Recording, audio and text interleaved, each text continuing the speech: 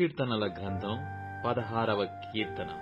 దేవా, నీ శరణు జొచ్చియున్నాను, నన్ను కాపాడుము.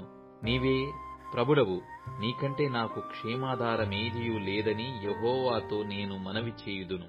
నేనిలాగందును, భూమి మీదనున్న భక్తులే శ్రేష్ఠులు, వారు నాకు కేవలము ఇష్టులు. యెహోవాను విడిచి వేరొకని అనుసరించు వారికి శ్రమలు విస్తరించును. వారర్పించు రక్తపానీయార్పణములు నేనర్పింపను, వారి పేళ్లు నా పెదవుల నెత్తను. యెహోవా నా స్వాస్థ్య భాగము, నా పానీయ భాగము నీవే. నా భాగమును కాపాడుచున్నావు. మనోహర స్థలములలో నాకు పాలు ప్రాప్తించెను.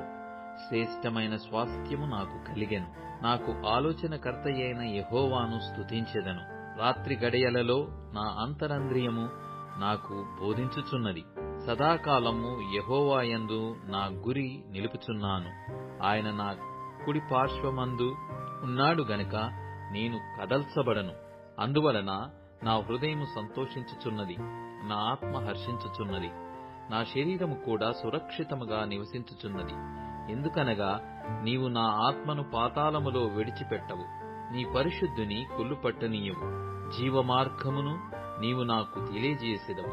నీ సన్నిధిని సంపూర్ణ సంతోషము కలదు, నీ కుడి చేతిలో నిత్యము సుఖములు కలవు.